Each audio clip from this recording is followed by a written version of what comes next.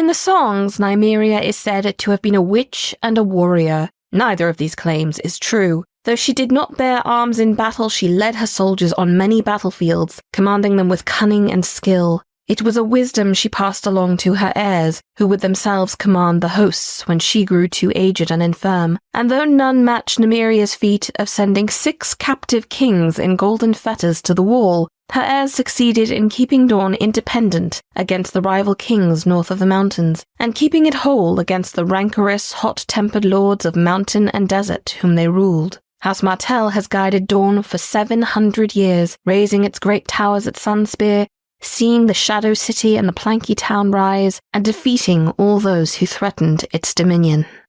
And this is the story that led to those songs being written, embellished or otherwise. This is the story of those 6 kings in golden fetters and how they were sent to the wall. This is the story of how House Martell came to guide Dorne for these past 700 years. This is the story of the final Rhoynar migration, which enabled, among many other things, the raising of those great towers at Sunspear and the will to create the Planky Town. This is the story of how Nymeria of the Rhoynar and House Martell of Dorne joined as one to conquer and rule Dorne, the sun and the spear.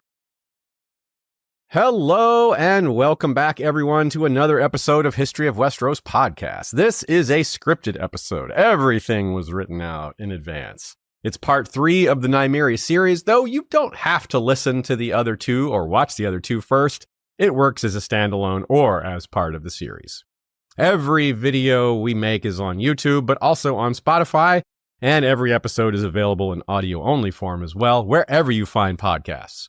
And they're ad-free if you listen on Patreon.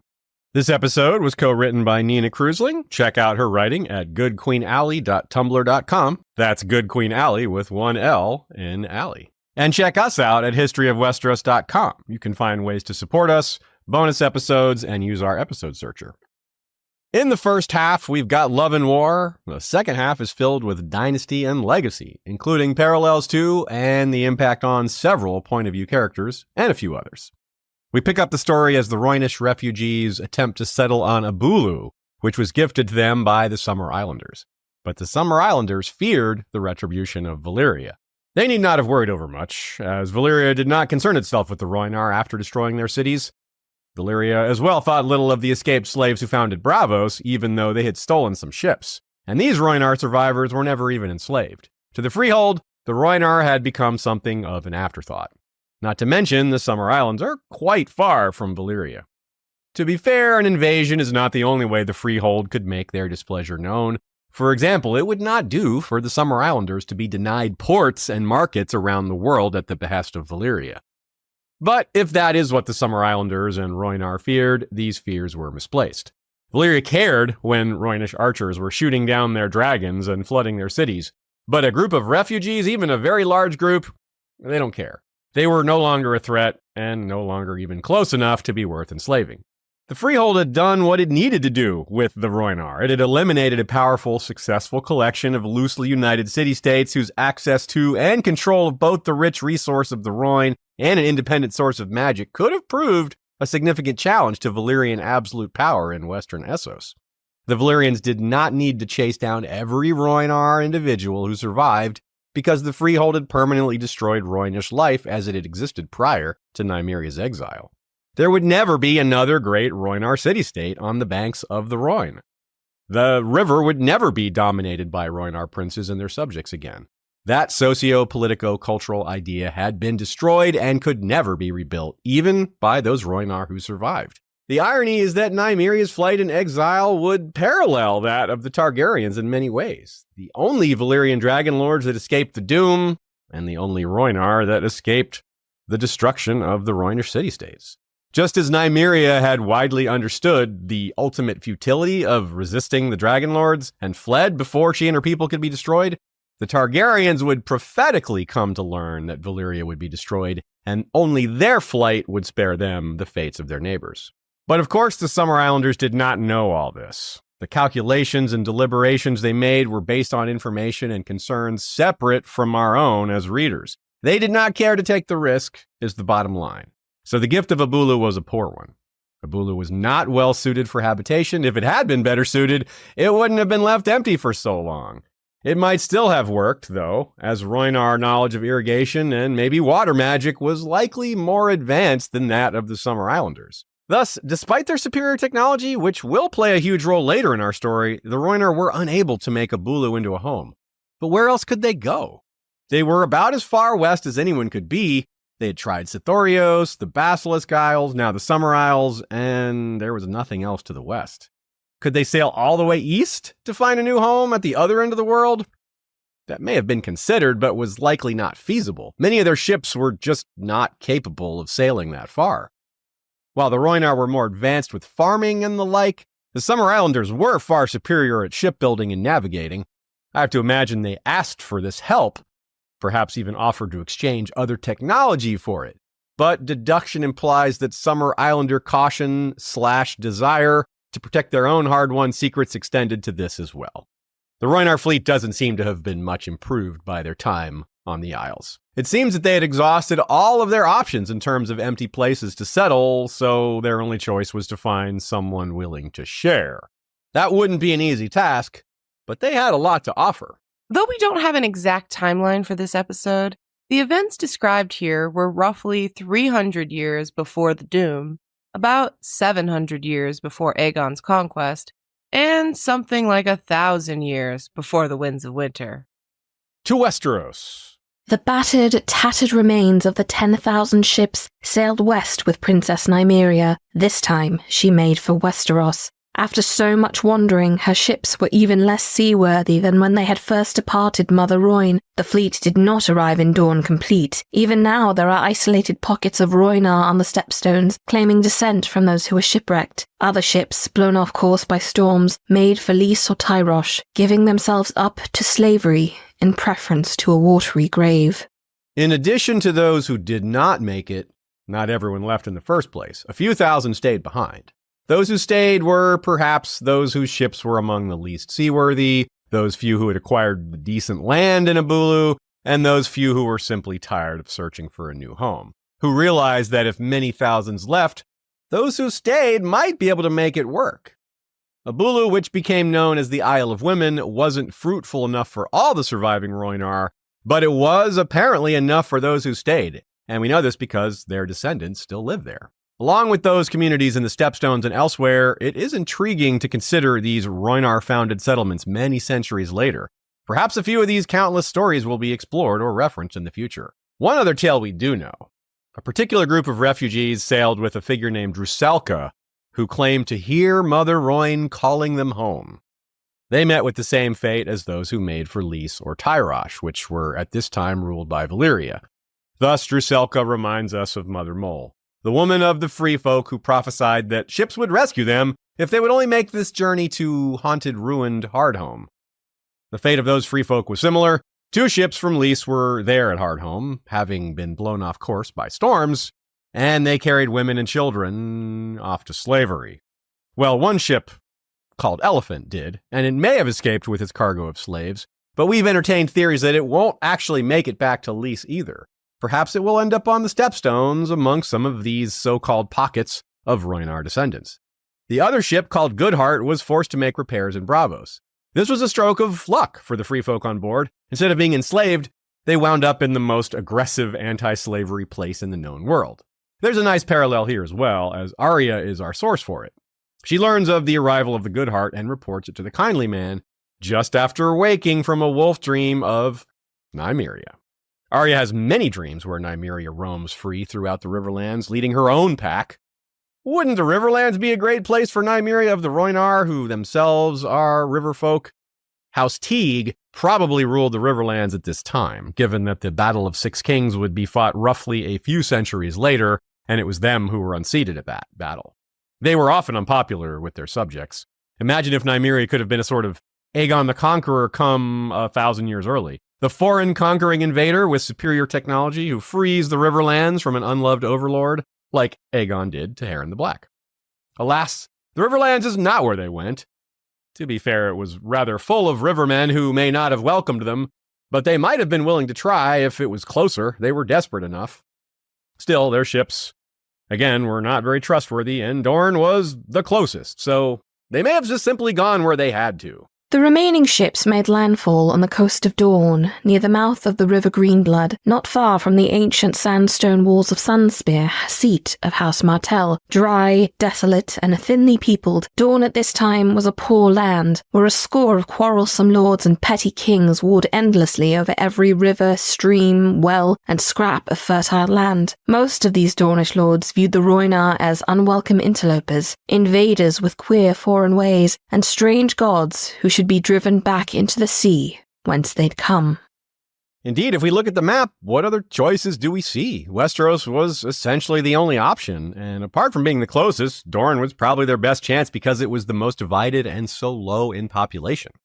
They were unwelcome, but that likely would have been true anywhere in Westeros and elsewhere. Many wanted to drive them back into the sea, but who was going to do it? In a place with a king, the answer is easy. It's the king's job. He gives the order, and that's probably the end of it.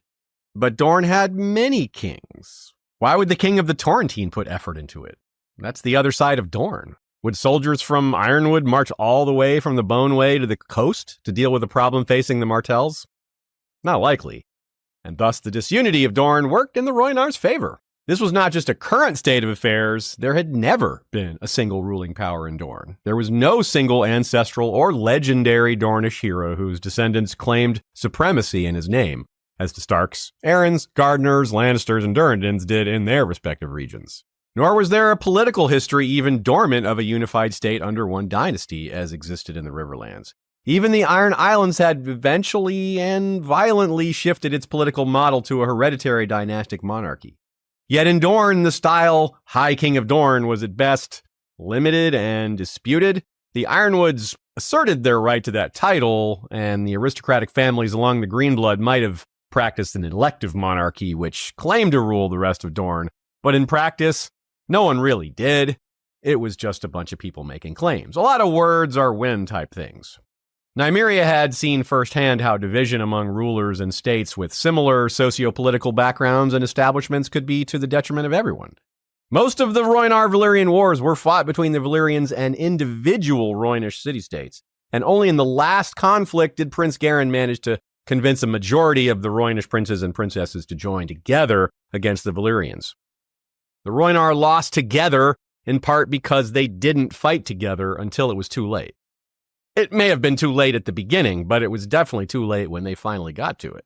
Valyria picked them off one by one, and that was that. Nymeria seems to have used the same strategy that defeated her own people, and except it was conquest, not destruction. The obvious comparison here is the Targaryen conquest. The Dorne Nymeria encountered was, in a way, a miniature version of the Westeros the Targaryen siblings faced. Just as Aegon and his sisters sought to establish a single Westerosi monarchy where there had never been one, Nymeria sought to establish in Dorne a new political entity, a united state with herself and her first husband at its head. Any of the kings of Dorne could have, in theory, united with her instead of opposing her and reaped the rewards. But it was a singular lord, not even a king, who saw the advantage. Rather than seeing the refugees as a problem, his ambition was sparked. And perhaps more. But Mors Martell, the Lord of Sunspear, saw in the newcomers an opportunity. If the singers can be believed, his lordship also lost his heart to Nymeria, the fierce and beautiful warrior queen who had led her people across the world to keep them free. Mors probably saw that the Martells had very little to lose and everything to gain by alliance with Nymeria and her Rhoynar. House Martell began as Andal adventurers who seized the lands of First Men families and had never been kings in their own right. Though there had once been High Kings of the Greenblood, as we said, the Martells hadn't been among them. Mors wasn't aiming to revive or reclaim an old title that his family once held. He was carving out something entirely new. The likelihood that they could establish themselves as kings in the crowded collection of petty local kingdoms was probably quite low. In the long term, they were more likely to be swallowed by a larger Dornish kingdom. The best they could hope for in such a case was to be a powerful family of royal vassals, second best at most, dependent on the favor of any given local king above them, unless they managed to succeed with Nymeria. Given the quality and character of Nymeria, her deeds and accomplishments, it's actually pretty easy to imagine anyone falling for her. By the same token, that may be why the singers had such an easy time with their version of events. Singers will romanticize when they can, and this is such an easy thing to romanticize, it would seem. But sometimes the real version of events is sufficiently amazing that embellishment is not required.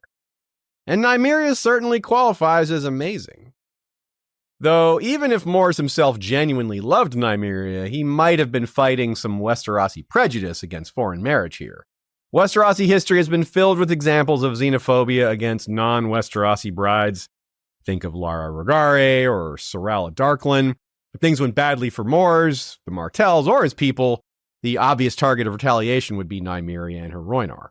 That it was the Rhoynish women who were bad influences on their good Westerosi husbands and paramours is what people would say. They would take the blame. Speaking of love reminds us that there would be countless other relationships among the refugees that would not have been documented, just as it is in the real world, with war or any story where nameless thousands are in conflict, or just nameless thousands. There would be those born during this Rhoynish Odyssey, children born on ships, maybe called shipborn, like Mansandalla's child was called battleborn. In real life, the first baby born on the Mayflower was given the maritime name Oceanus. There would be others born on Abulu or the Basilisk Isles. I'm not so sure about anyone born in Yeen making it out alive. I'm not sure anyone was even born in Yeen in the first place. But still, there's a lot of examples and time for children to have been born after leaving Mother Rhoyne. Lastly, there would be those Rhoynar children born just after the landing in Westeros. The first generation of Rhoynar born in their new and final homeland. This collection of young people would be a special generation, with births and childhoods unlike any other that came before or after. Truly exceptional circumstances, a one-of-a-kind generation. And their ancestry would be forever changed from that point on. The Rhoynar had given up, understandably so, on finding a new home for themselves where no one else lived. They had to live where other people already lived, and this was a good start. The Rhoynar didn't fade out entirely, however. They weren't simply engulfed into something much larger than themselves. Though the country was still called Dorne in the long run, the union of the two peoples did create something new. And when the two houses became joined as House Mors Martell, they became potent enough to finally unite that which could not be united. As likely as love and romance may have been for Mors Martell, the benefits to his lordship were more tangible. The Sun and the Spear. When Mors Martell took Nymeria to wife, hundreds of his knights, squires, and lords bannermen did the same, and many of those who were already wed took Rhoynish women for their paramours. Thus were the two peoples united by blood. These unions enriched and strengthened House Martell and its Dornish allies. We might call this a win-win situation. The benefits to both sides are very clear. The Rhoynar are accepted as equals, or nearly so, rather than be made subordinates, or worse. One of the clearest proofs of this is that they didn't remain House Martell. People still call them House Martell for shorthand, but the full proper name, as we've already used, is House Mors Martell. A mostly female population of refugees mixed with Dornish customs, meaning a tolerance for paramours in this case. That must have caused some issues, some jealousy, or the things of that nature, things that are common in all kinds of relationships. But where would these husbands and lovers come from if they had tried to migrate somewhere else? Right? If the Rhoynar had landed in the Riverlands, as we thought about earlier, there just wouldn't be enough single men. Dorne was somewhat uniquely prepared for this from a cultural perspective because non-single men were socially permitted to take lovers. The near-perfect fit makes us wonder if there wasn't more forward thinking involved here. We talked earlier about how they had few options and how proximity was important. So the question is, did Nymeria lead her people to the region of the Greenblood because it was a river, or because she saw opportunity? Could be a little of both. We'd have a hard time believing that she set out for Westeros without at least some idea of where they were headed. Surely they were scouting missions, at the very least, if not diplomatic missions, to get an idea of how they'd be received. Maybe to learn the language or something. It's one thing to show up in Sithorios as refugees where you can just help yourself to the land because no one had already laid claim to it, except, the monsters and diseases. But no humans is the point. It's nearly unthinkable that they would simply say, well, and just start sailing in their tens of thousands and just kind of hope it all works out. Landing in the wrong place could get them killed, and not just by disease or famine, which they had already experienced plenty of, but by the locals. The locals could be very dangerous. The Rhoynar didn't even speak the language, as we said. Maybe they learned in advance. Some steps could have been taken there, but we don't know for sure. And clearly a lot of the Dornish lords didn't like the Rhoynar, and might have been willing to drive them off or kill them off, but perhaps this view is due to a case of sour grapes. The Martells were not burdened by the Rhoynish refugees. On the contrary, this was a huge boon. They would flourish. Both. So while there's no direct evidence, common sense tells us that there's a strong chance Nymeria had some idea what she was getting her people into before landing in Dorne, and maybe even specifically landing at the Sandship of House Martell. They were on Abulu for years, we're told. Plenty of time to look for a new home rather than just setting sail and seeing what happens. Regardless of the circumstances, Nymeria was committed to Dorne as their new home and made the grandest of shows to seal the deal. When Alexander the Great, a Macedonian Greek, conquered Persia, he took a Persian wife named Statera. At the same time, 80 of his officers and nobles also took Persian wives in a mass ceremony called the Susa weddings. He also rewarded 10,000 other non-nobles who married Persian women. Like the Dornish and Rhoynar pairings, many of these were polygamous marriages.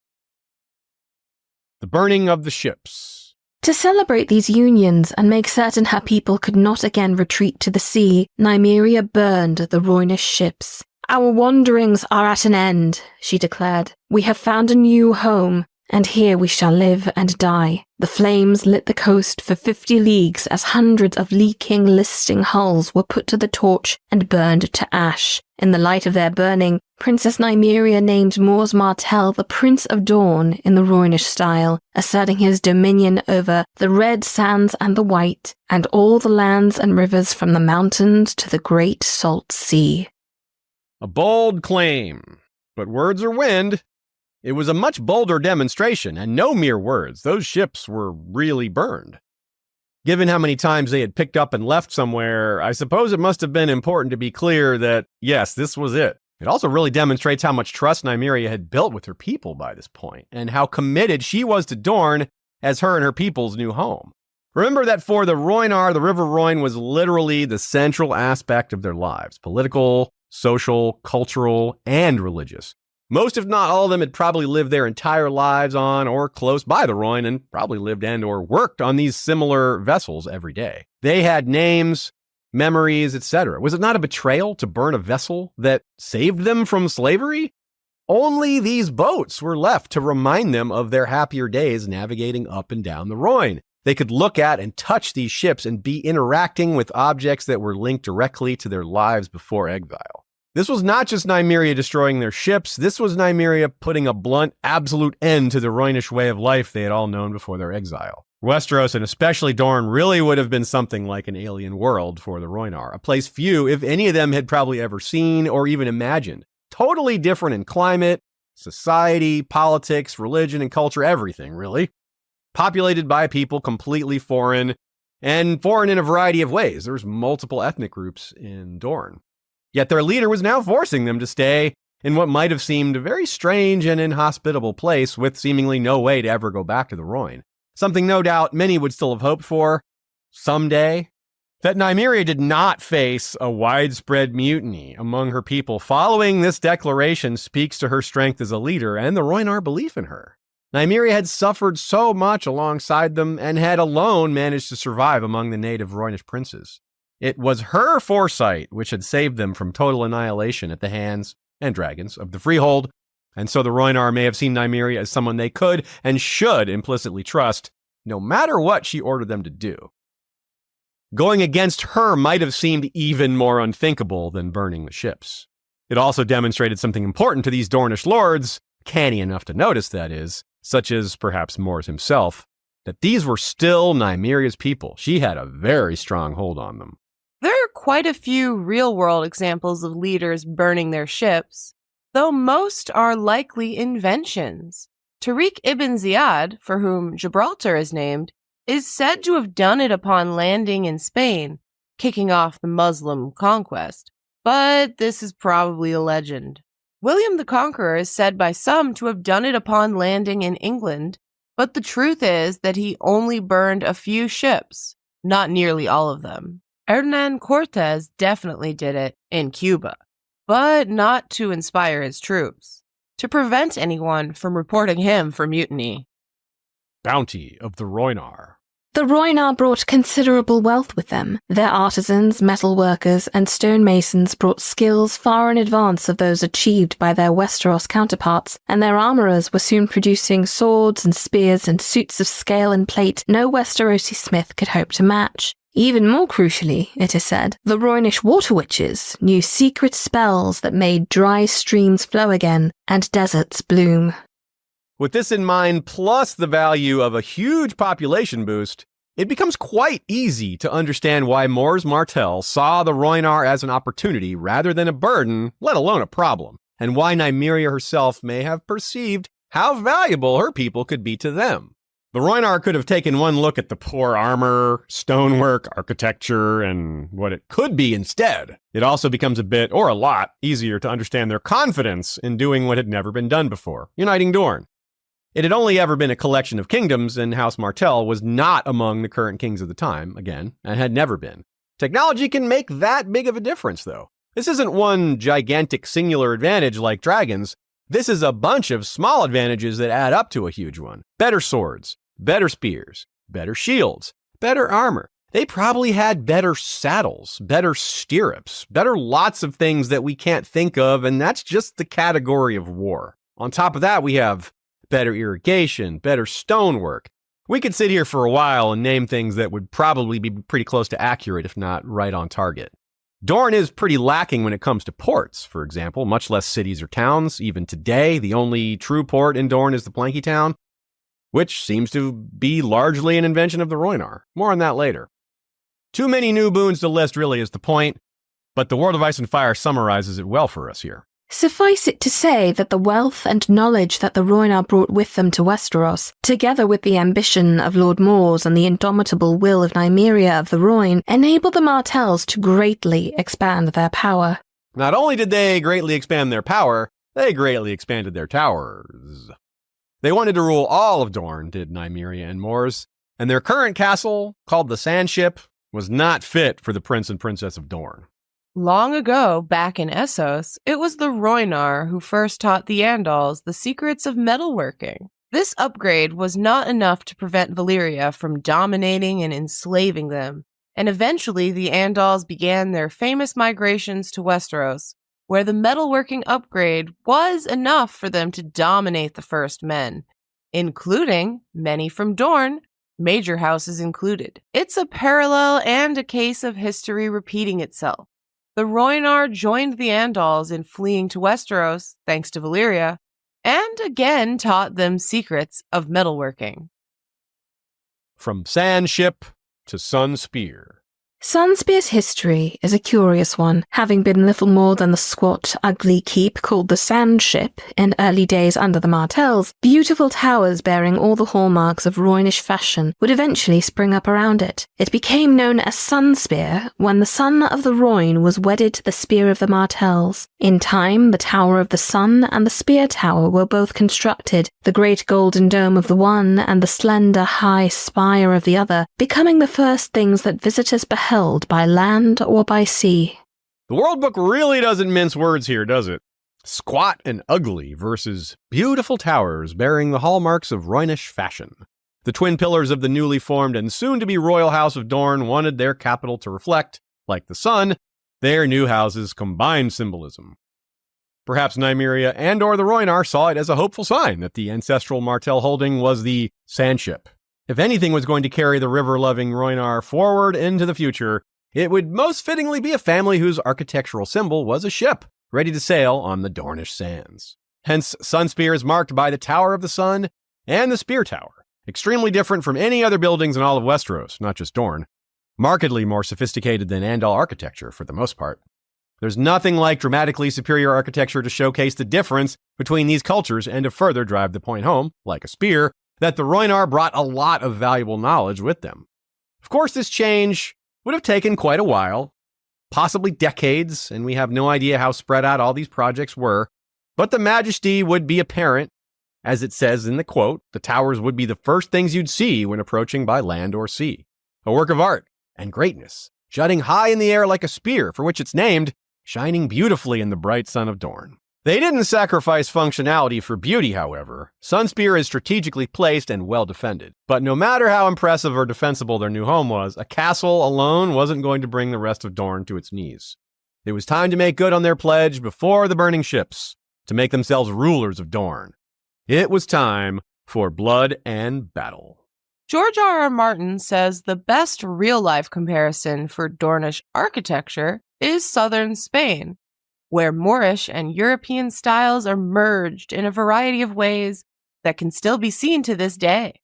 Quite a few of the scenes that take place in Dorne, among other places, were filmed in southern Spain. Nymeria's War. It is said that amongst the Rhoynar who came to Dorne with Nymeria, 8 of every 10 were women, but a quarter of those were warriors in the Rhoynish tradition, and even those who did not fight had been hardened during their travels and travails. As well, thousands who had been boys when fleeing the Rhoyne had grown into manhood and taken up the spear during their years of wandering. By joining with the newcomers, the Martells increased the size of their hosts by tenfold. We mentioned the population boost, that because the refugees were disproportionately women, they could expect a baby boom of sorts in the next generation. But in the short term, there was still a significant military boost. Tenfold, it says. That means 10 times. It sounds like it might be an exaggeration even, but a 5-fold increase would be enormous if that's all it was. Still, it's probably surprising to hear that the Martells had, by far, more Rhoynish troops than their own. But on the other hand, that goes a long way towards explaining how they went from second tier to a player for the top spot so quickly. They gained thousands of troops. That's a huge number, especially, relatively speaking, because troop numbers in Dorne are the lowest of any of the other kingdoms, save perhaps the Iron Islands. Not to mention these troops were generally better equipped thanks to the Rhoynar Smiths. And on top of all that, there was a boost to their coffers through Rhoynar wealth and new trade opportunities. This was a massive change of fortunes for House Martell, the Rhoynar, and a massive change to the power balance in Dorne. I think they realized the opportunity almost immediately, given the burning of the ships, during which Nymeria declared him the Prince of Dorne. So they had declared their intent to all well before getting started. This wasn't sneaky. They made the challenge openly. They realized what their combined powers could accomplish, and weren't shy about it. Mors had a general idea how powerful the other kings in Dorne were, and realized that his house now had the power to defeat them all. And Nymeria was clearly on board with this, and might have been the person who first suggested the idea. The fact that there had never been a single ruler of all Dorne meant that Nymeria was working with arguably as blank a slate as was possible to have in Westeros, at least south of the Wall. Nymeria wasn't usurping the place of an established royal, an important consideration when she was coming into Dorne as both a woman and a foreigner, and so doubly challenged as a ruler within the Westerosi patriarchy. One of the only things they had to worry about was the kings making common cause together against the Martells. But again, this is Dorne. He could feel confident that that wouldn't happen. But that doesn't mean it would be easy, and it would not be fast, because again, this is Dorne. That truth cuts both ways. There are reasons it's never been united. Many years later, we'll see the dragons struggle to conquer Dorne and lose their grip soon after. So we know that superior manpower and technology by itself is not enough. I wonder, though, if it was called the Conquest by those living in Dorne at the time and for generations after. That term came to mean Aegon's conquest, of course, in current times, and the Conquest of Dorne also now refers to him and/or Daeron the First. Maybe they called it the unification of Dorne or the joining of Dorne. Who knows? They probably had a word for it, though. Before the Rhoynar, before Nymeria, before the Conquest, before the unification, they probably had terms for that too. Something like that. There would have been terms for all these things. Now, there aren't a lot of particulars in terms of battle or strategy involved in Nymeria's war, so it's not too much for us to go through each of the 6 kings and petty lords defeated by Nymeria and Mors. We'll focus more on who these individuals were, the power and reputation of their realms and houses. We're not certain in what order the kings were defeated, except for the last one, the final boss, so to speak. But here they are, in an order that makes the most sense to us. The Toes of Dorne. We know that House Tolland of Ghost Hill bent the knee, and due to their proximity to Sunspear, it's likely they were among the first to do so. We don't know if any other nearby houses of note were sworn to House Martell at the time, though it seems possible, if not likely. In current times, House Tallon is a direct bannerman of House Nymeria and Mors Martell, and their sigil is a dragon eating its tail, a mockery of the Targaryen sigil. That obviously hadn't happened by this time. Back then, their sigil was a ghost, and they were no one's bannerman. It seems that changed with the coming of the Rhoynar, houses like the Dalts of Lemonwood, who reside on the other side of the Greenblood, or House Illyrion, who reside upriver, may have come soon after. It may not have been House Tallon, but someone was first. Some house in the region faced a sudden incursion of unfamiliar-looking soldiers, some with entirely alien garb and unusual armament, maybe turtle-looking, others with the same, but an entirely unfamiliar ethnicity. At first, they wouldn't even have a name for the Rhoynar. Who are these people, and why are there so many? Imagine generations of being neighbors with House Martell, establishing a border through centuries of testing each other, having some idea of each other's relative strengths. Then all of a sudden, you hear rumors of foreign refugees, burned ships, and some bold declaration to unite the entire country. Or maybe this unspecified Dornish lord or lady heard nothing of any of that and just simply found an army on their doorstep one day. Given how insular Dorne was then, and now really, it's entirely possible.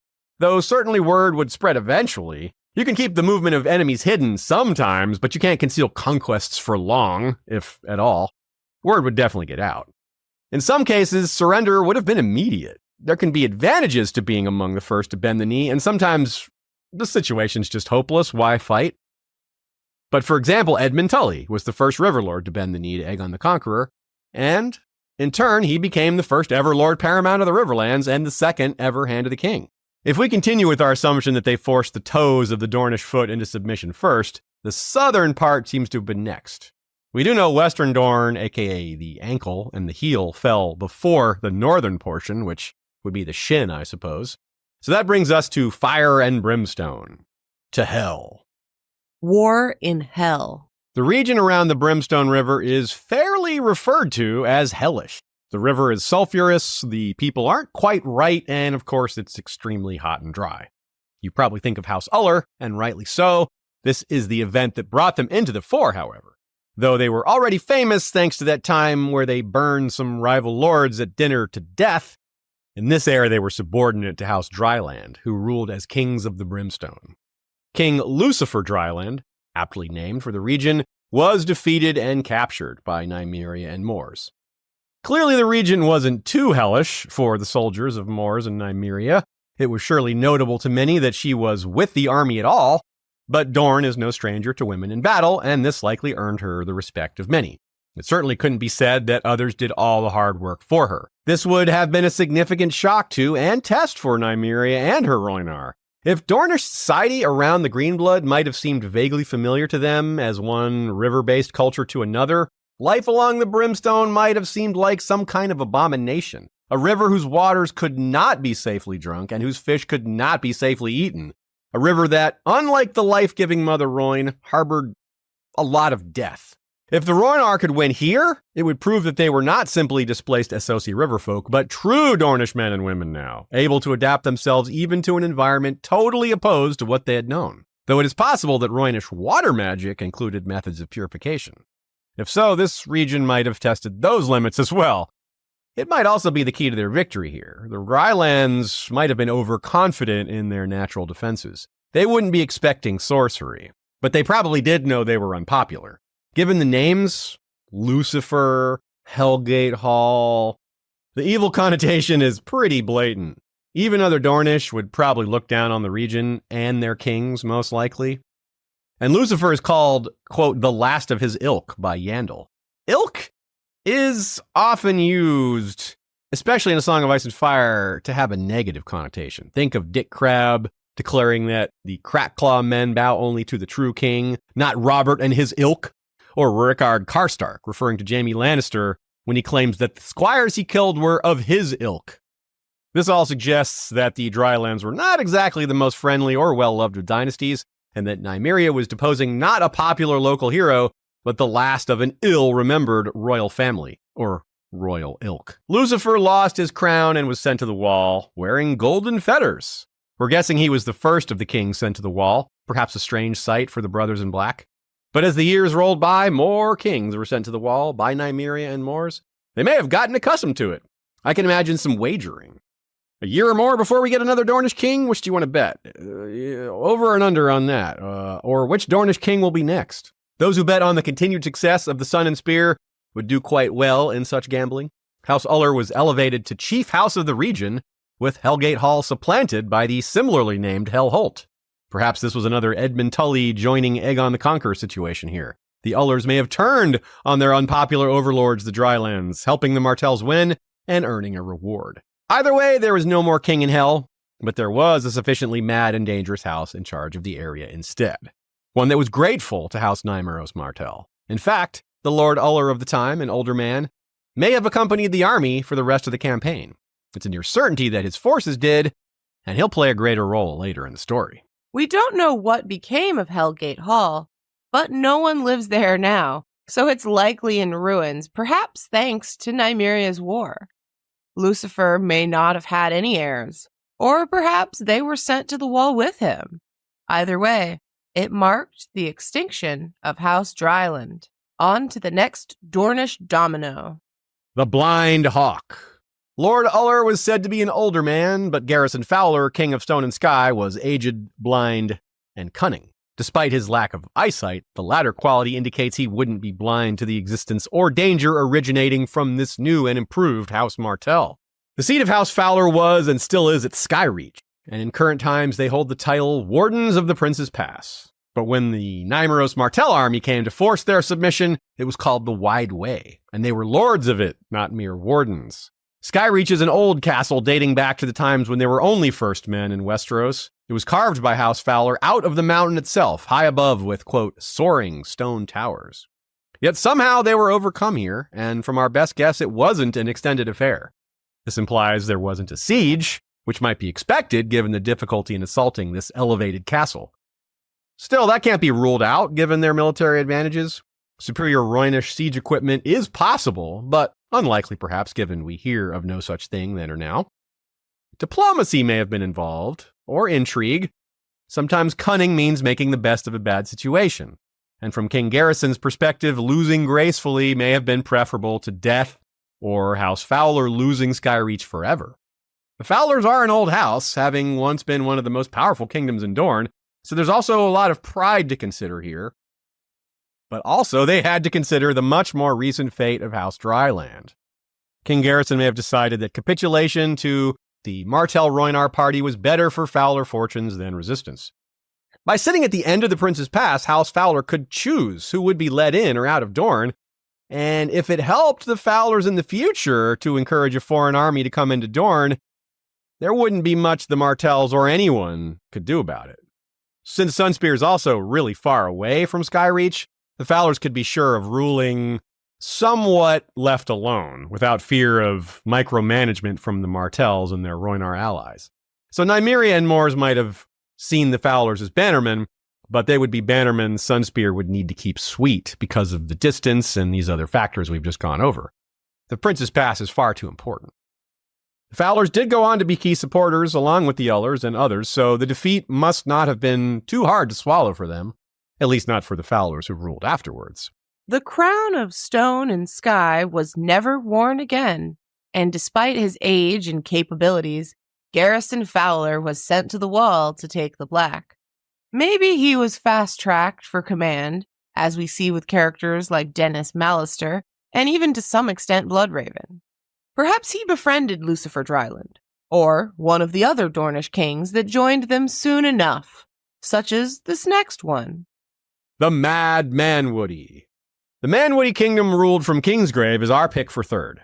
Located not far north of Skyreach, one might think the two are more likely than most to come to common cause against Sunspear's ambitions. But of course we hear of no such thing. They remained predictably Dornish. Worse, the king at the time was Albin Manwoody, described as a troublesome madman. He claimed dominion over all the Red Mountains, a claim he clearly couldn't back up given some of the other kings in Dorne held portions of the Red Mountains as well. Maybe this was just talk, but talk is probably not all that troublesome, so we suspect he was aggressive, or at least something else. Mad does carry a variety of connotations. There's Mad King Aerys, who was a violent madman, and the Mad Mouse, who was just a brave small knight. As a guess, this guy Albin was probably closer to Aerys, especially as a fellow king, and quite likely capable of burning people alive. But probably not so close to Aerys as to have foot-long fingernails or something like that. Regardless of his hygiene or otherwise, if he was in the competent class of madman, then it easily explains why he was considered troublesome. In the choice between the likely ambitious and certainly mad King Albin to the north and the equally ambitious but rational and intelligent Nymeria and Mors to the south, the Fowlers, returning to them for a minute, might have figured it was better to surrender their crown voluntarily to the latter rather than lose both it and their lands to the former, the madman. Nymeria and the Martells could be negotiated with for an acceptable settlement and be expected to hold to that. But can you negotiate with a madman in good faith? Can you expect them to hold up their end of the bargain? The Fowlers might have also feared being attacked by the Manwoodies while they were attempting to hold off Nymeria Martell. They could have been attacked on two fronts. That wouldn't be good. The description of Albin Manwoody almost makes it easy to understand why he was defeated and why his family continued afterwards. Still, again, we're talking about a Dornish castle in the Red Mountains. Like Skyreach, unless there was a surrender, it's unlikely to have been easy from a military standpoint. A possibility is that King Albin's family turned on him. This is something for us to consider in many of these cases, really, but this might be the most likely time for that guess, because if Albin was truly mad, it's a lot more believable for his family to turn on him. If his strategy for defending their kingdom against Nymeria and Mors was, in effect, suicidal, better to conspire against their own king, even if he's family. Again, think of Aerys. His own family was preparing to turn on him. Robert's rebellion simply happened first, and Aerys' eventual plan for defense was to blow up King's Landing. Suicidal. Now, King Albin, of course, wouldn't have a store of wildfire, but he might have been prepared to die before yielding, forcing his family and household to do the same, or to turn on him if the opportunity presented itself, which maybe it did. Of course, again, we're just making guesses here, but we lean towards these less violent outcomes because these kings keep surrendering and or getting captured. None of them are dying in battle. This suggests these aren't struggles to the bitter end.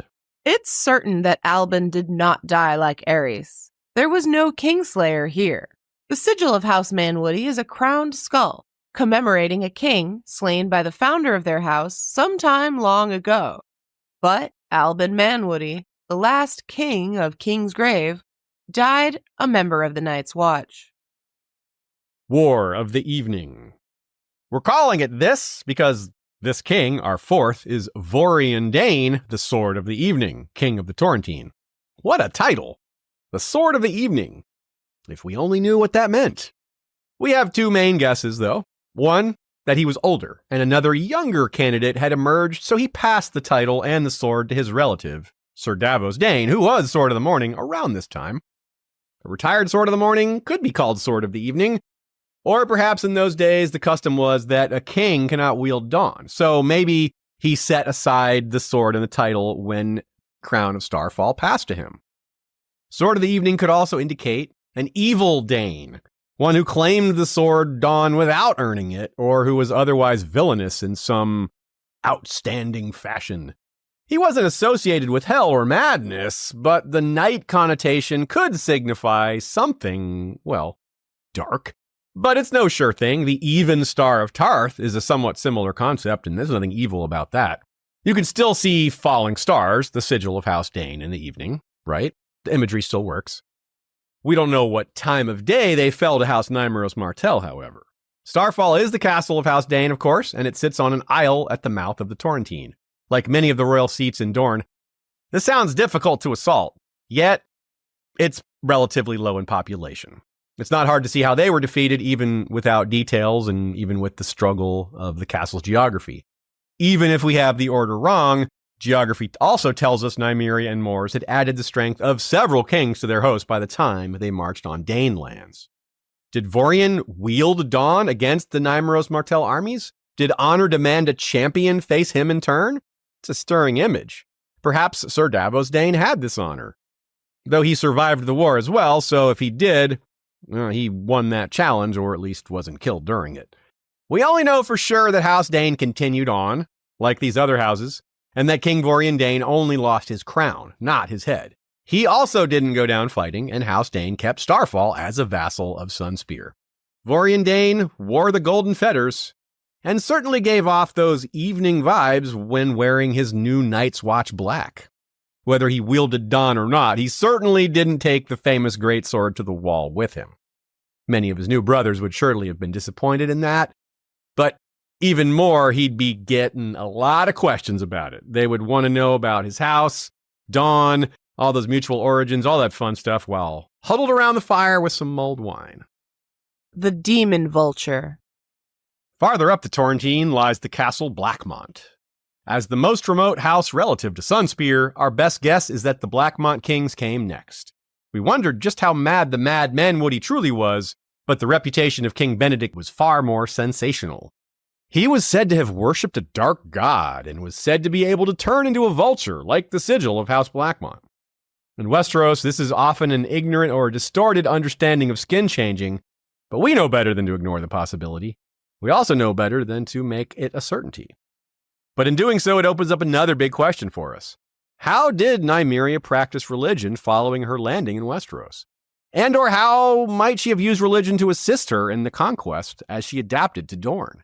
I think it's likely that Nymeria, like Aegon centuries later, would have adopted the faith of the Seven when she landed or as she began her conquest, given how committed Nymeria was to becoming a permanent member and leader of Dorne. Literally burning her connection to her Rhoynish life with the ships and all that would have been a first step, and I would imagine she would have seen the advantage of following the majority religion of her new home. If she did become a Faith of the Seven follower, then perhaps Nymeria used her faith to portray herself as a pious savior of the faithful in Blackmont, overthrowing this dark god-worshipping King Benedict. Perhaps King Benedict's subjects were not as fervent in his defense given this reputation. It wouldn't be great for morale that so many other kings of Dorne had fallen to House Mors Martell either. As the momentum of the conquest increased, their chances would have looked grim, especially given so many of the defeated had joined Mors and Nymeria. It appears to us that the long campaign against all these Dornish kings didn't wear them down so much as embolden and strengthen them. Victory after victory surely helped them all see that final goal as attainable. They had kept their faith in Nymeria and it continued to pay off. Their Martell allies likely felt similarly. Their leader, Mors' chance to marry Nymeria as opposed to making her an enemy continued to be a windfall. This opinion would also be held by others in Dorne looking in from the outside. So again, we suspect that surrender may have come before massive losses were incurred, given the sheer hopelessness of the situation. Even a king who can skin change into a vulture can't overcome so much. Even Dornish stubbornness has its limits. But the surrender is temporary, apparently. Even with Benedict Blackmont sent to the wall and their house defeated, they rose again at some point during the campaign to join the final boss, House Ironwood. A further inspection of the Blackmont sigil reveals that yes, that's a baby in the vulture's claws. This is a major contender for the most evil sigil in all of Westeros. They're like the Boltons of Dorne or something like that. We don't know their house words, but let's suggest we steal babies. Nina Krusling, a house words aficionado, suggests nourished by battle. We'll meet her halfway and suggest nourished by babies. 11 years of iron. Though we had to make guesses as to the order in which the other kingdoms fell, we know for a certainty that House Ironwood was the last. Before Nymeria, if anyone was going to ever unite Dorne under one banner, House Ironwood would have been the best guess. They had amassed the most power and held it for some time, and called themselves High Kings of Dorne, though clearly that title didn't hold as much authority as it might otherwise imply. They were very likely the most powerful house in Dorne, perhaps by a wide margin, prior to the war, but they were probably not the most powerful by the time the war came to them. Even more so than the other kings, King Yorick V Ironwood would have had plenty of advance warning and would have marshaled his banners. These allies, or perhaps vassals at the time in some cases, are well-known names and help us understand why this was by far the most difficult portion of the war. It lasted longer than all the other kingdoms put together. The Ironwood Kingdom was perhaps as powerful as all the other subjugated kingdoms thus far, and it lasted longer than all the others put together. These houses included Jourdain, Will, Corgyle, and the previously defeated Blackmonts. Unlike the other conflicts, which seem to have been relatively quick, this one stretched out for over a decade. House Ironwood and their allies were far more powerful, capable, determined, and prepared, it seems. There were many battles, at least 3 of which occurred in the Boneway. In the 3rd Battle of the Boneway, King Yorick personally fought Prince Mors and slew him. This battle took place 9 years into the war. What a confrontation that must have been. With such a long struggle, there would have been an enormous amount of pent-up enmity. What circumstances could bring the 2 lords together on the battlefield? Did it drag on so long, the war I mean, that one finally took it upon himself to end things by single combat with the other? Well, it didn't work. The war didn't end with Mors' death. It took 2 more years. It's clear from this how much power Nymeria held as co-founder of the new house and architect of the newly united Dorne, though. Normally, power passes to the heir, not the wife or husband, but this was clearly not a normal scenario. As we'll see later, there will be challenges to her rule, but we know of no opposition to her continuing as leader of the war, or of any reduced enthusiasm for finishing what they started, despite how long everything was taking. So despite the crushing loss of their prince, Nymeria continued and forced the Ironwoods to submit 2 years later. Even after this extremely long campaign with House Martell, the Ironwoods weren't extinguished. Though Yorick went to the wall like the others, also in golden feathers, of course. This was their signature move by then. These were kings of Dorne, yes, defeated, but still to be respected. His line continued as lords and ladies of Ironwood, the wardens of the Stoneway. To this day, they still call themselves the Blood Royal and are still the 2nd most powerful house in Dorne. The Martells would much later become familiar with claims to titles not actually held by the families in question, given that the Targaryens would claim the title King of the Rhoynar from the time of the Targaryen conquest, despite the fact that Dorne remained independent from the Iron Throne for the better part of 2 centuries thereafter. Dorne was united at last, but there were many challenges ahead. Nymeria no longer had Mors Martell at her side. Could she hold it together without him? She might have been seen as a foreign conqueror. It's a very different scenario without him. It helped that so many of the deposed kings were men with bad reputations, but memory is short, and this is the Game of Thrones.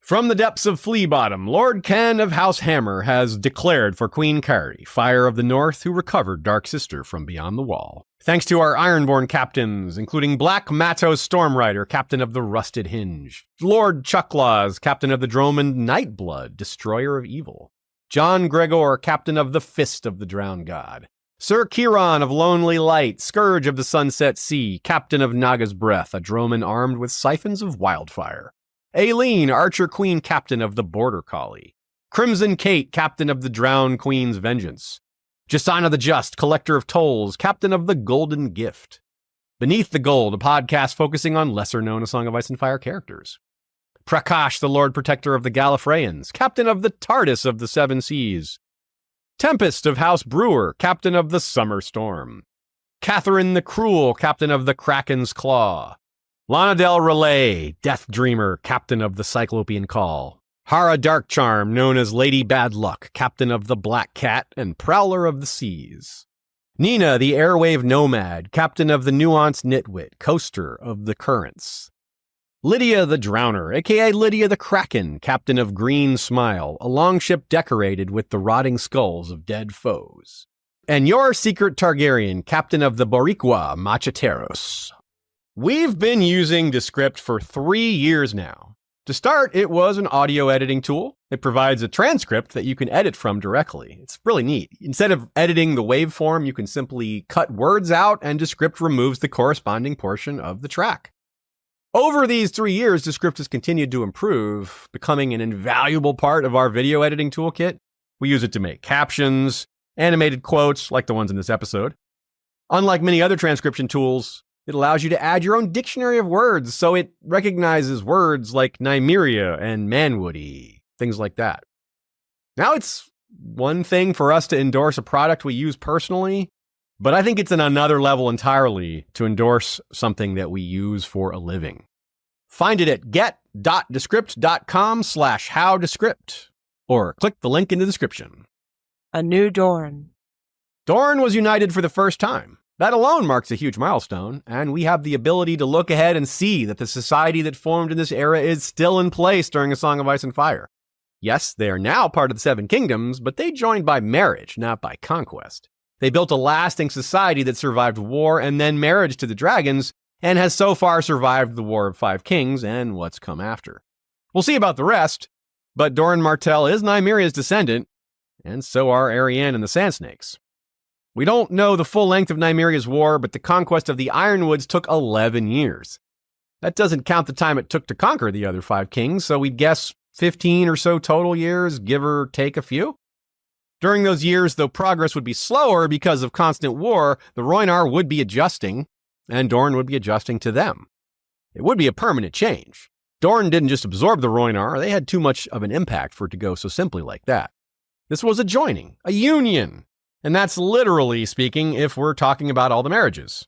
After 15 years of war, there would be a whole new generation. Most would be born of a Dornish father and a Rhoynish mother, but plenty of the reverse as well.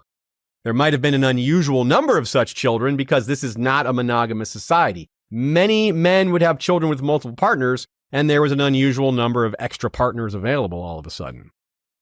Now, these children would be born of two cultures, but probably, if not mostly, accepted by both sides because the cultures were joining quite well.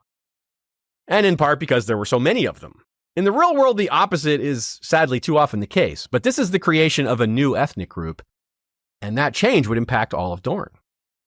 Even those without a Rhoynish parent born in this era would be part of this new Dorne, united and uplifted by new technology and knowledge, which was likely very good for the economy. For example, their goods would be in much higher demand outside of Dorne now. People around the world would have a much greater interest in Dornish swords, spear, armor, stonework, jewelry, you name it. Meanwhile, locally, the farms and orchards would be producing more food, as the techniques brought by the Rhoynar would pay off in the long term by bearing, well, fruit and grains, more than ever before. So the youngest Dornish people would be facing a different outlook in life, one with more opportunities as compared to their parents and their parents' parents, going back for many generations. The Rhoynar Assimilation. As the newcomers, the Rhoynar had to assimilate and adapt to a greater degree than the native Dornish whose ancestors were either Andal or First Men, or more likely a mixture of both. But Dorne became the only place where Andal and First Men mixed in any significant numbers with this newcomer third group. But they brought so much to the table with their technology and their ancient culture, and perhaps even their sorcery, that their culture was not fully assimilated.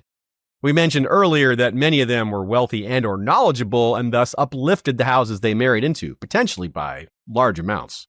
These and other factors helped them carve out a historical niche. Even today, they are considered a separate people, significant enough to be name-dropped in the royal style. Let's go all the way back to Bran 1, A Game of Thrones, the first chapter after the prologue. In the name of Robert of the House Baratheon, the first of his name, King of the Andals and the Rhoynar and the First Men, Lord of the Seven Kingdoms and Protector of the Realm, and by the word of Eddard of the House Stark, Lord of Winterfell and Warden of the North, I do sentence you to die. And though according to Arya it was a, quote, great scandal, we learn in her first chapter that she named her direwolf Nymeria. It's nice to know these elements were introduced quite early. The Rhoynar are the third migration after the Andals and the even older First Men. The smallest of the three migrations, of course.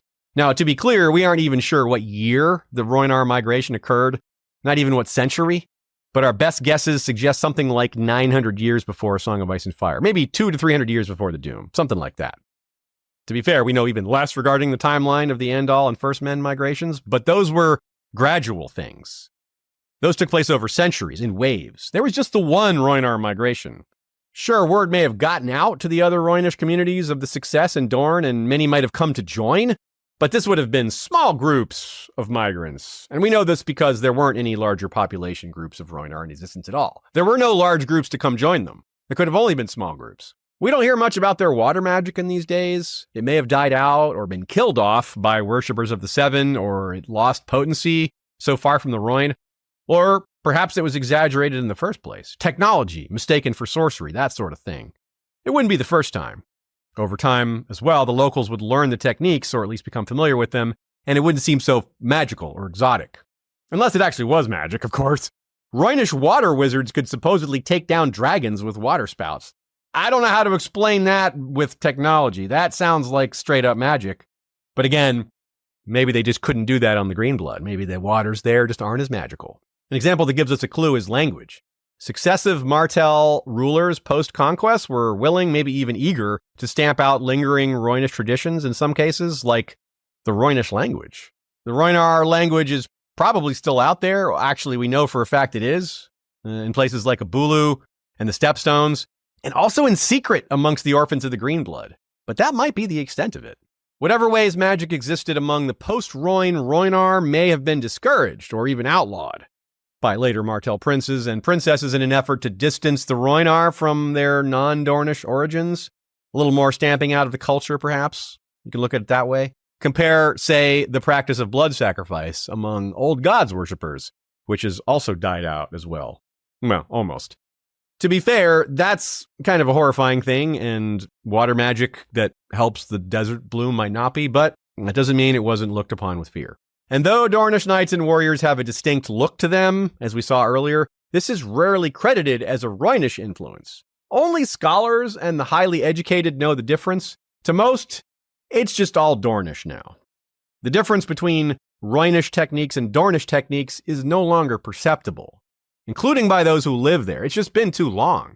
Rhoynish influence isn't distinct anymore to normal folk, especially elsewhere in the Seven Kingdoms, by those who largely already see Dorne as exotic, as some kind of monolith.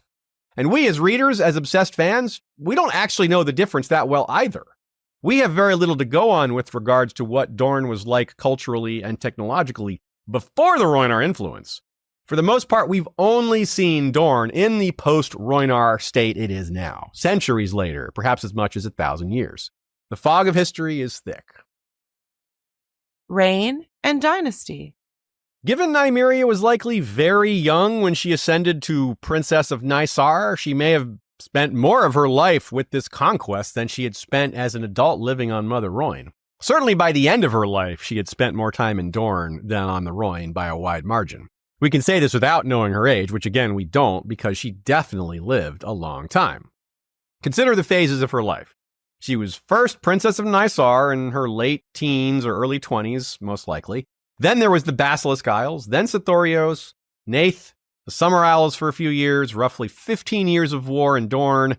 Then she ruled for almost 27 years, we're told. So while we don't have an exact number, as we said, we can narrow it down pretty well. It's pretty likely she made it past the age of 70.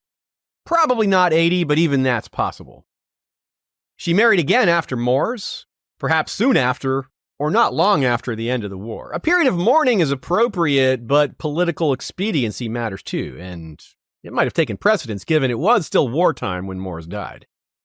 This second husband was the aforementioned Lord Uller. We don't know much about him, like, for example, his first name, but we do know he was a lot older than her.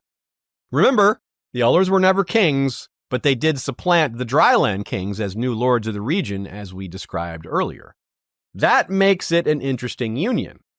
It might make more sense for her to marry one of the houses she had just taken a crown from, as those would be her most powerful allies. So this might have been a reward of sorts to House Uller for their early support in the conquest.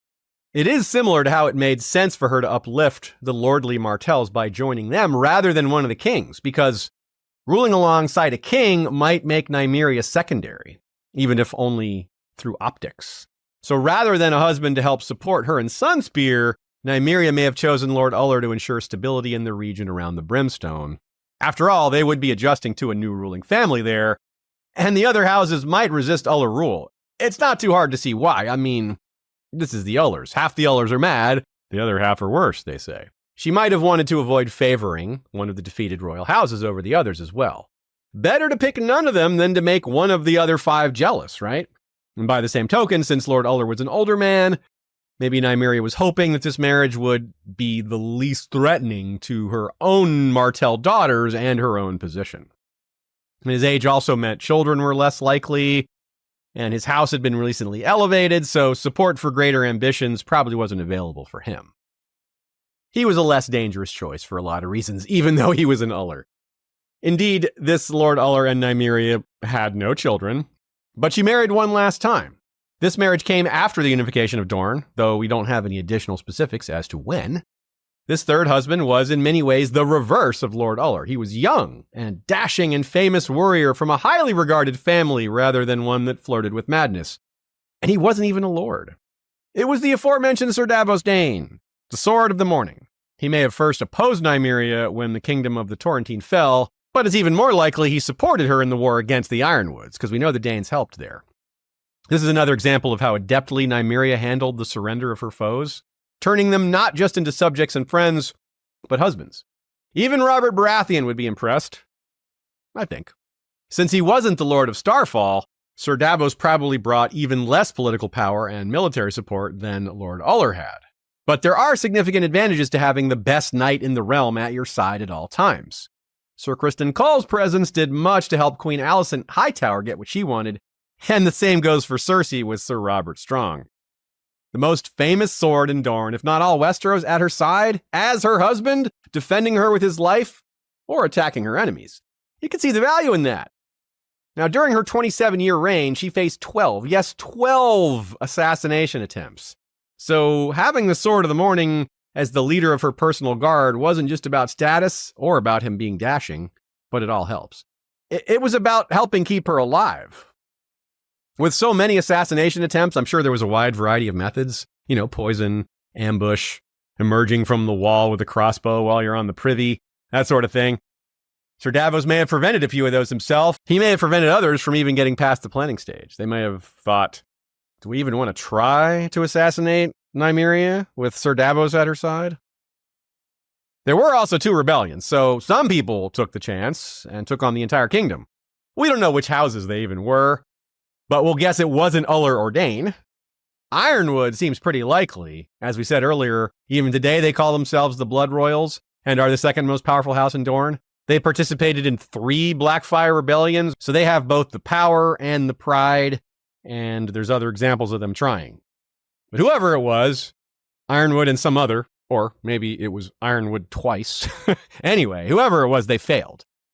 There were also 2 invasions, one each from the traditional Dornish enemies, the Storm Kings and the Reach Kings. There was a Duran from the former, and what appears to be the only Graydon Gardener. Maybe he lost so badly that Gardener boys stopped getting that name. A unified Dorne was probably quite a threat to both the Stormlands and the Reach. They had been dealing with raids and incursions from the individual Dornish kings for eons, but facing them all at once, under a unified leader, that would not have been a pleasant thought. She had 4 daughters with Mors and 1 son with Davos. She overshadowed them so much that we don't know any of their names. We do know that Nymeria's eldest daughter inherited, and not her son with Davos. Placing the rights of women as equal to men in inheritance is not unlikely to be the impetus behind some of the rebellions and/or assassination attempts. Xenophobia and sexism could easily play a role here, but so could regular old ambition.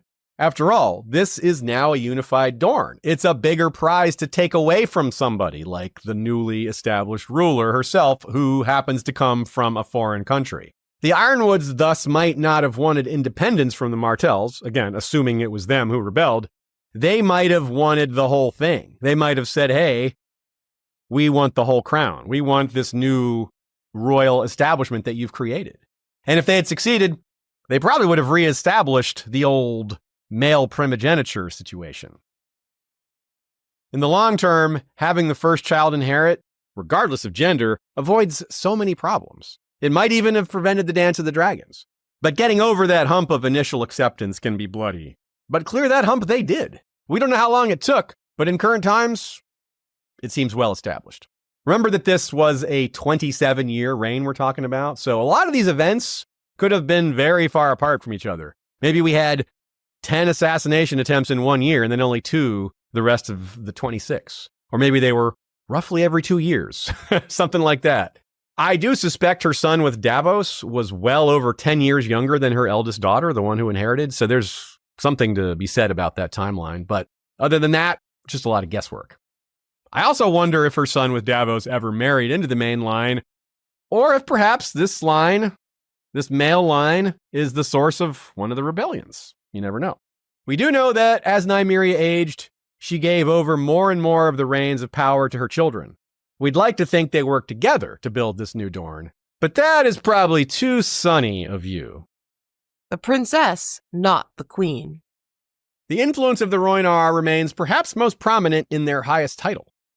Nymeria crowned Mors Martell as Prince of Dorne, not King of Dorne. She wasn't made Queen of Dorne, she was made Princess of Dorne. Everywhere else in Westeros did the kings and queens thing. A principality, which is what we call it in the real world, is a Rhoynish thing. The only other principality on Planetos that we know of is the Summer Islands. Ultimately, though, it's just a name for the ruler. It's not really that different. The much bigger change was, of course, the end of male primogeniture that we talked about earlier. After Nymeria, inheritance went entirely by birth order, gender became irrelevant, but not everywhere in Dorne. A few, like the Ironwoods, held on to that male preference primogeniture. So, of all the tangible influences of the Rhoynar culture in Dorne, I would say this is the single biggest change, or the single most difficult to accept for a lot. Even after the kings and queens of Westeros were defeated by Aegon and his sisters, and after Dorne married into the Seven Kingdoms, they kept this style. It's still, to this day, the Prince of Dorne. Doran Martell is the Prince of Dorne. He's not the Lord Paramount of Dorne, like the other great houses. Speaking of Aegon, Rhaenys, and Visenya, Dorne had experience with dragons, thanks to their Rhoynar heritage. That might be part of why they fared so much better than the rest of Westeros, but looking at what happened, a lot of that is just Dorne. But this may have given them more determination as well. Bowing to the dragons would dishonor all the suffering and hard labors of Nymeria and her people so many years before. They fought so hard to escape the dragons, it would have been a shame to find a new home, only for the dragons to conquer them there as well. It's not unlikely that the words of House Martell are ancient, possibly dating back to the time of the Andal migration. After all, house words are of Andal origin. But it's possible as well that they changed their words to reflect the great evolution of House Martell into House Nymeria Martell. Either way, unbowed, unbent, unbroken rose alongside their fortunes to become something of a motto for all of Dorne, especially when it comes to the attempted conquests by House Targaryen. Speaking of, though, why did this conquest stick? Aegon I and Daeron I both claimed victory but couldn't keep Dorne under their control. Why did Dorne remain united under House Martell? Why didn't they stubbornly resist House Martell like they did the Targaryens? Was it the ancestral memory of Valyria conquering and destroying the Rhoynar? Was it because Nymeria became one of them, marrying Dornish and having children who had Dornish ancestry? Was it because she and her descendants became Dornish, adapting and adding rather than changing, while the Targaryens had to create things like the doctrine of exceptionalism, cajoling the realm into accepting incest and such? Was it because the Targaryens kept trying to appoint non-Dornish people to rule Dorne, especially Reachmen, spending much of their attention on other kingdoms, while Nymeria was directly focused on nothing but Dorne? Was it because House Martell defeated the other houses on fairly even terms, putting their lives on the line time and time again for supremacy, rather than raining down fire from above in relative safety? Honestly, it was probably all of those things, or most of those things, and probably some other things that we didn't consider or aren't aware of. Regardless, there seemed to be quite a few differentiating factors when comparing the Targaryen conquests of Dorne to Nymeria's. That said, she did face quite a bit of resistance to her rule. Recall the rebellions and assassination attempts? Some problems continued, but some problems were solved forever. The wall after Nymeria's war. Let's not forget those kings sent to the wall in golden fetters. It's interesting to consider their lives and how the wall received them. Many might have risen to positions of authority given their experience and pride, but thanks to the latter, others might not have taken to their new surroundings well at all. It might have been too far of a step down. The food, the weather, being less than the lowborn. What role did blind Garrison Fowler have? Was the Sword of the Evening a skilled ranger or master at arms? Perhaps he didn't acquire the Sword of the Evening until he got to the wall, or until he was sent there. But more likely, the rest of the world forgot about him and the rest of the kings when they got to the wall. That is usually what happens when people are sent there. And Dorne itself was in the midst of a great transformation, so a lot else was going on down there. The wall is a world apart and a world of its own. And how on earth would the Lord Commander handle all these Dornish kings? It's a pain probably for such a guy. Like, the Blood Royal would refuse to forget who he was. Albin was mad. That's not ideal for any commander. And you just need to keep an eye on any guy named Lucifer. A guy who could turn into a vulture. Okay, that might be useful, actually. That might be very useful on the wall. This could be a sitcom called Six Kings on the Wall, right? We need to come up with a theme song and everything. One of them may have actually eventually risen to be Lord Commander. That would be like a season finale episode. But from Nymeria's side, this was clever as well. Obviously, Nymeria is physically removing troublesome potential rivals from Dorne in a way that is more honorable. She's not killing them, but they're not going to be a threat ever again. The wall is so far from Dorne. No overthrown king is going to mount an effective resistance that far away. It's just ridiculous to consider. But Nymeria was also making a strong declaration both within Dorne and to the rest of Westeros. She's establishing herself as a true Westerosi ruler, giving prisoners for the good of the realm, sentencing them to the most ancient and universal of Westerosi punishments. That's something only a Westerosi ruler can do, and only a high-ranking one. The elders in a village can't force someone to the wall. You can't vote it on someone. Only a lord or higher can make someone take the black. So by sending kings to the wall, she was doing this all very loudly. It wouldn't get the same level of attention if she was just sending common criminals. So Nymeria also forced the other kings of Westeros to acknowledge and support her rule indirectly. It would be the other king's responsibility, especially, say, the king in the north, to ensure that her prisoners made it to the wall. They'd have to pass through their lands safely or lose honor and respect from the rest of the realm. Everyone participates in sending prisoners to the wall. And in turn, by those other kings' participation, it cements Nymeria's right to do so in the first place. It affirms her rank. Now, there were probably other people sent along with these kings. They just probably weren't mentioned. Other members of the family, certain loyalists or stubborn holdouts. These in turn might vote for their king as Lord Commander. Others might just be happy to be out from under that king's yoke. They might be like, finally, I don't have to listen to you anymore. You aren't above me anymore. You're not my king anymore. You can't tell me what to do. These others would not have arrived in golden fetters, of course, but maybe the regular fetters, iron fetters. It's also possible that the golden fetters were just a poetic invention. The burning of the ships potentially was as well. We like to imagine they were real, but it's possible they weren't. That's a lot of gold to be giving away, and Dorne is kind of poor. They might have needed that for other things. But hey, marketing. It might have sent a powerful gesture. It might have been worth the expense. If the gold fetters really happened, the stewards of the Night's Watch would have been eager to make use of that, melting it down and sending it off for food or something like that. They wouldn't have kept the gold, that's for sure. They have a lot of mouths to feed, especially with these kings showing up. It's almost like Nymeria paid the wall a dowry. And it's a nice inversion, really. Usually it's the princesses who come with a dowry paid by a king. This time the kings came with a dowry paid by a princess. Orphans of the Greenblood. Some of the Rhoynar mourned the loss of the ships, and rather than embracing their new land, they took to plying the waters of the Greenblood, finding it a pale shadow of Mother Rhoyne, whom they continued to worship. They still exist to this day, known as the Orphans of the Greenblood. As we said before, those ships were their homes, and living on the river was the only life many of them had known. They couldn't go back to Mother Rhoyne, but they could still live like river folk. The Rhoynar were forced to burn their ships and consented to do it, but Nymeria never said anything about building new ones, so they did. Nor did she say anything about using the leftover bits that didn't burn from the original ships, so they did that too. Large numbers of them banded together, perhaps using techniques from ancient times or those learned on their long odyssey, where they were forced to learn how to adapt to a variety of new challenges. The result was and remains the Planky Town. Resting at the mouth of the Greenblood, it is the chief harbor in Dorne, the most populous settlement in Dorne, and the closest thing to a city. Now, it wasn't fully formed in Nymeria's time, but a proto-version was likely to have started. The seed of the Planky Town was there.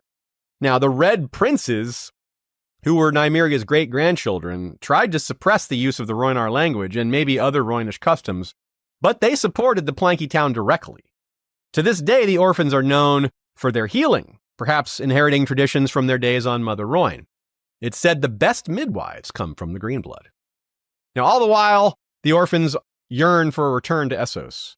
Of course, as time passed, those of future generations wouldn't lament quite so much because they didn't know what they were missing. They never lived on the Rhoyne, so it's a an idea to them, not something they can miss. But the call remains strong despite that. Usilla and Yandri, the pair whose pole boat the Shy Maid took Jon Connington, young Griff, Tyrion and company along the Rhoyne, they're orphans of the Greenblood. They actually did answer the call. They relocated from Dorne to Mother Rhoyne, and surely many others do the same now that Valyria is long gone. But dangers do remain. A Song of Ice and Fire Parallels. Nymeria is an example to many in Westeros and beyond, but especially to women as an example of exemplary leadership in a male-dominated world. She was the voice of reason when the Rhoynar wanted to take on Valyria. She was the savior when that conflict went as badly as she predicted. Nymeria is a symbol of perseverance through exile, loss of home and loved ones, of country and even identity, of losing all that and still rising to the top to establish life anew in an alien realm. These are the qualities to look for in characters and stories that refer to Nymeria still to come, and on rereads. Here are some of the best examples so far. Daenerys. Sir Jorah Mormont apologized for his gift. "It is a small thing, my princess, but all the poor exile could afford," he said, as he laid a small stack of old books before her. They were histories and songs of the 7 kingdoms she saw, written in the common tongue. She thanked him with all her heart. It's funny that Dany has been criticized quite a few times in the fandom for not spending much time with these books. To be fair, we are a group of readers here, and we care about such things quite a bit. And maybe it is yet to come. Maybe this is a long-term seed planted by George, and Dany will read these books. Dany has heard of Nymeria, so her curiosity may already be piqued. She mentions the 10,000 ships being burned, but maybe she doesn't know much more than those basics.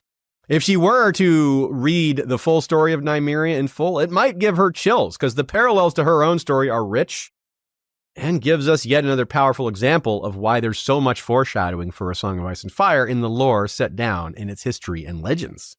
In particular, she might notice that Nymeria was married 3 times, while Dany was prophesied to have 3 loves as well, and has so far married twice, with the 3rd widely predicted to come in Westeros, either in the Winds of Winter or the Dream of Spring, or both Nymeria and Dany's first husbands were from different cultures, and their second husbands seemed to be political marriages, probably. The aged Lord Uller for Nymeria, and his Darzo Lorak for Dany, definitely.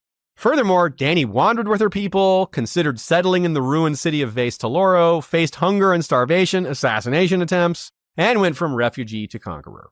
And of course, she will end her story in Westeros as well. Probably. They have a lot in common.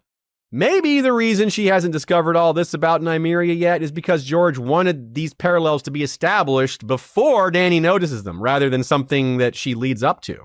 You know, Dany, a long boat ride from Essos to Westeros could be a lot of fun if you have the right books to read, just saying. Arya.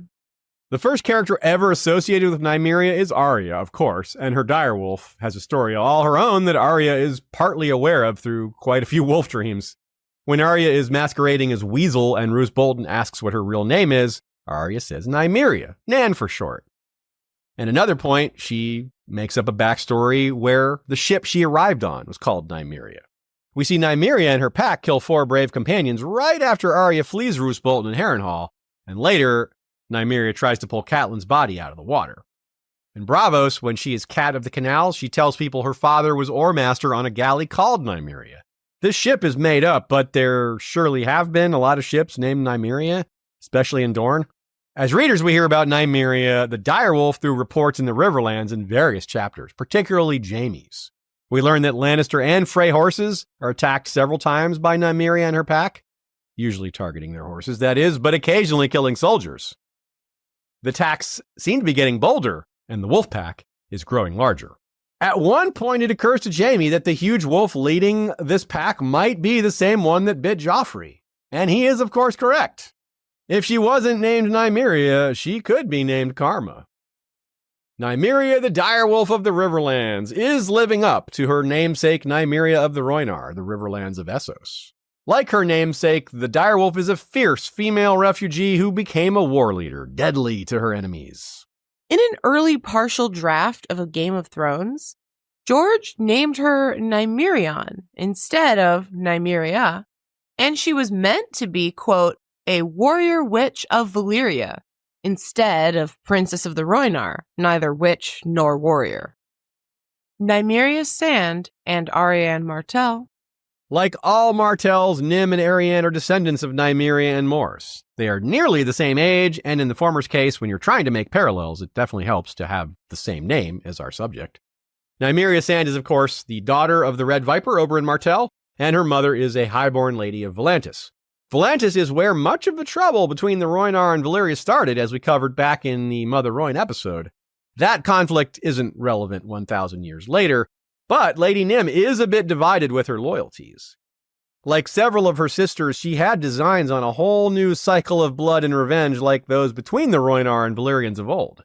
Though Nym pledged on her father's grave to act with patience and to follow Doran's plans, we'll see what that actually means and what actually happens.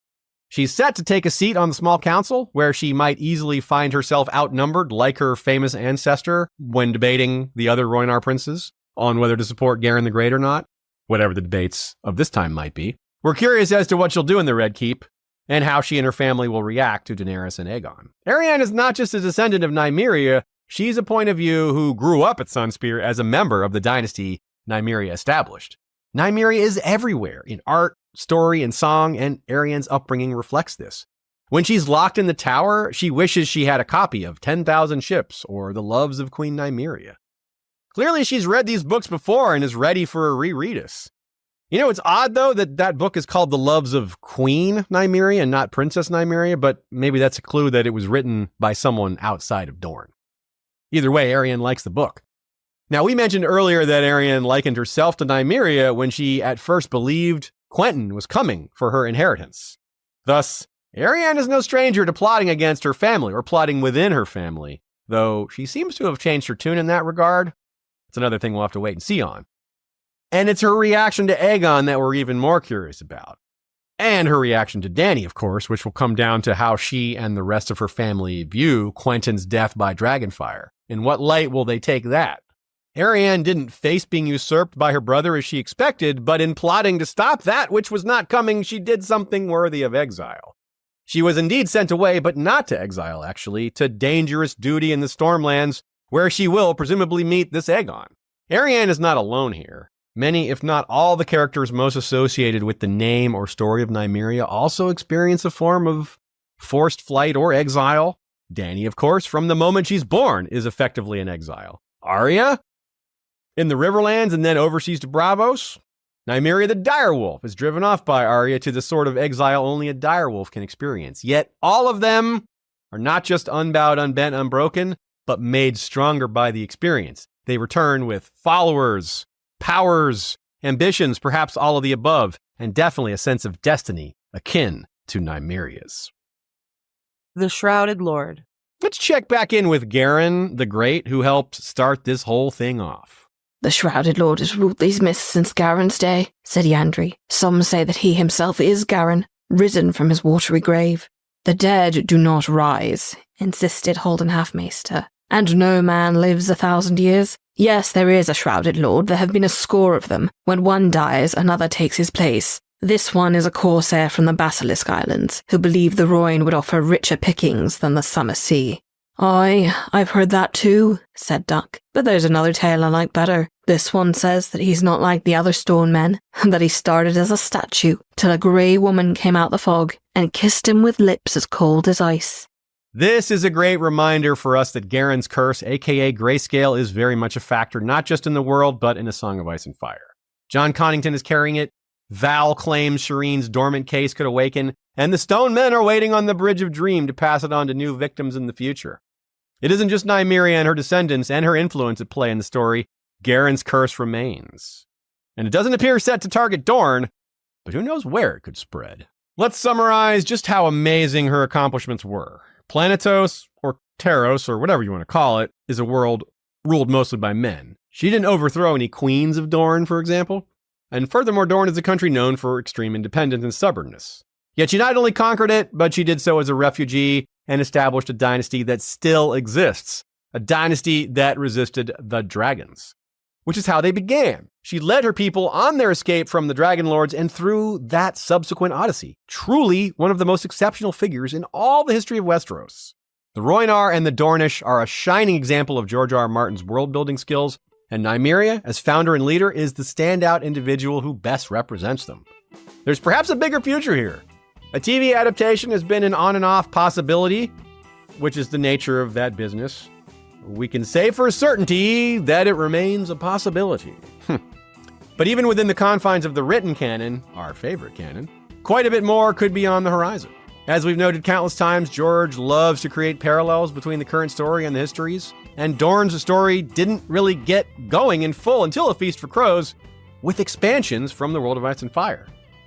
Would Nymeria roll over in her grave if she learned her descendant Doran was trying to ally with a dragon lord descended from her people's ancient enemies?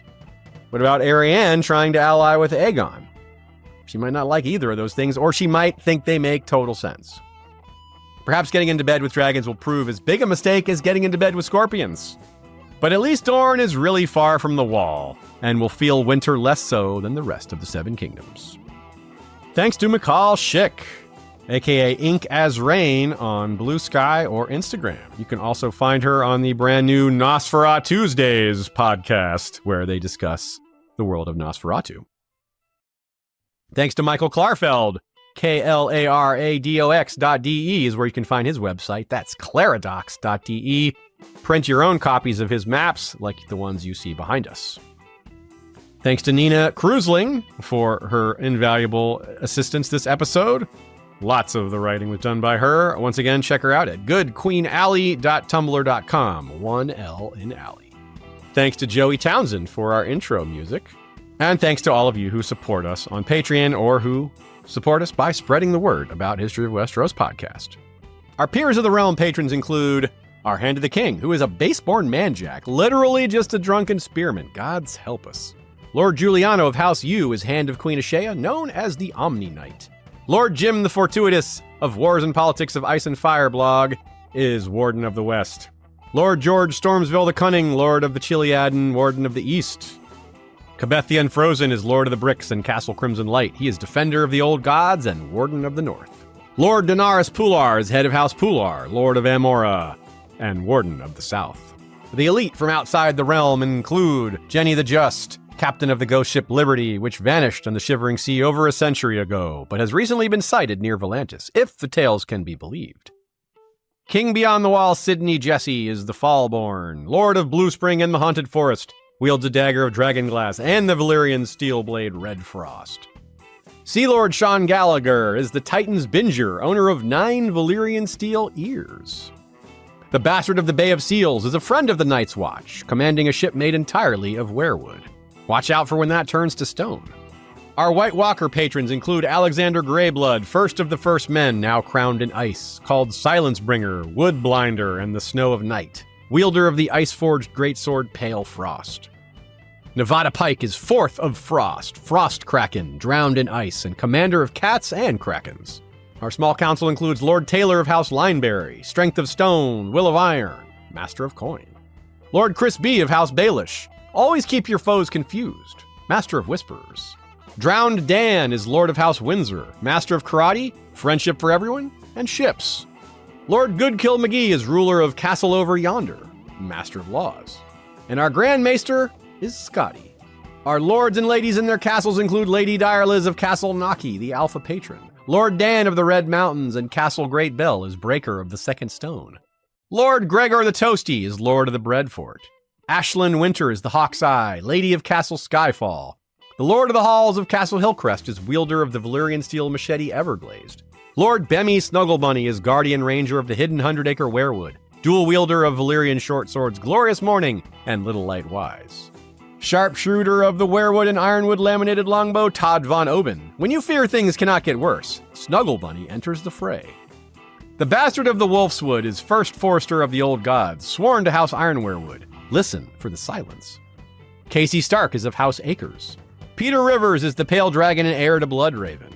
Lady Mora is of House Stark, Archmistress of Apothecaries and Woods Witch. Her castle features weirwood doors with painted moons. Lena Snow is the Twilight Star, bastard daughter of Dane, wife of the Trickster, and Lady of Castle Rivia. Jason Stark is second son of the North, wielder of the Valyrian steel sword Bloodbath, Lord of Castle Whitewood. The chill is real. Suck-ass Gamer is master of soap and clay. Aminda Pinkwolf is lady and ruler of Castle Whitefast. The ice emboldens. Lord Benjen is of House Hornwood. Lady Rebecca Stark of Castle Aurora is wielder of a werewood bow with Valyrian steel-tipped arrows and friend of Short Round the Direwolf. Aurelian Matthias Resius is Lord of House Aurelian, ruler of Domus Aurelianus and the Valley of Tanasi, wielder of Sol Invictus. It might be Valyrian steel, but he's definitely keeper of the largest collection of books outside the Citadel. We restore the world. Lord Garin is of Devil's Hand Keep. Lady Jane is of House Celtigar, wielder of the Valyrian steel axe Painkiller. Lord Darien the Daring is wielder of the Valyrian steel sword Wisdom. He's Lord of House Hollingsworth and the Hollyhold in Dorne, power in knowledge. Sir Garrett Gabehart is Lord of the Bluegrass. Gabe the Jade Blade, whose foes are skewered and grilled, and is kind of hard to say. Lady Maria of House Hightree is Lady of the Castle Fair Oak on the Crooked Lake. Sigil is a long grapevine with dark green leaves and purple grapes winding around a gray stone pillar on a white field bordered by gold. Their motto is, ever watchful. And Lord Abelard of House Harkonnen. The Queen's High Council, Grand Archmaester Rennie, whose rod and ring and mask are quartz crystal, wielder of the Valyrian steel pen, fire and ink. The Purple Lord Leo Anansi, Master of Whisperers. Lady Wolfbird, Mistress of the Eastern Rivers, Gatekeeper of the Northern Skies, Daughter of the Silver Sea, and Master of Coin. Devoralyn Blackwood, Maker of the Frozen Fury Muscle Bomb, eucalyptus and mint leaves, washed with Dornish peppers and sealed by fire ants. Master of Laws. Lady Jane of Driftmark, Guardian of Dragonstone. The Circling Flame Burns, Master of Ships. Lady Sonia of Sunspear, Keeper of the Martell Menagerie, Master of Castle Tormira Topanga, Tame and Keep Well, Master of Whisperers. Our Kingsguard includes Lord Commander Lady Megan of House Yinzer, Sir Dean the White, Knight of the Black Star, Sir Bateman, the Dark Knight, Lady Ani, Bringer of Winter's Warning, Watcher in the Werewood and Bearer of Wrist Wolves, Lord Jonathan of House Tanner, Lord Raydetto of House Avocado, Protector of the Royal Kitchens, Green in the morning, dark by evening. The Queen's Guard is led by Lord Captain Commander Haema Helminth, the Sellsword Sentinel, James the Green, Lord of the Meadows, Keeper of the Trial of Grasses, Amber the Adamant, the Knight of the Mist and Mother of Squids, the Wintry Wolverine. We finish what you begin. Nora Nico, Archmaester Vena, whose ring, rod, and mask are made of steel, not pudding, and Laura Boros, the Lady of Infinity. Our Beard Guard is led by Lord Commander George the Golden. Lady Rita of the Coppermane is the Unbound. Dance the Fervor. Sir Jeff, Warden of the AC, is wielder of Triad, the multifaceted beard of platinum, red, and brown. Stay frosty. Bloody Ben Blackwood and Big Brian Blackwood. And Davin Mack, Knight of the Reeds, the Bog Knight. Last but not least, Sir Kobe of House Stonesmith returns. Words are wind, deeds of stone. Legitimate grandson of the Bastard of Runestone. First Builder Magor Snow, aka Magor the Cool, says the fire in the snow. First Ranger Liam, aka Sir Waiting on a Nickname. And finally, First Steward Sir Zach of House Wild, Lord Shredder of the Spiral, and wielder of the Valyrian steel axe Grail. Until next time, you know what to do, my friends. Valar Rereadus.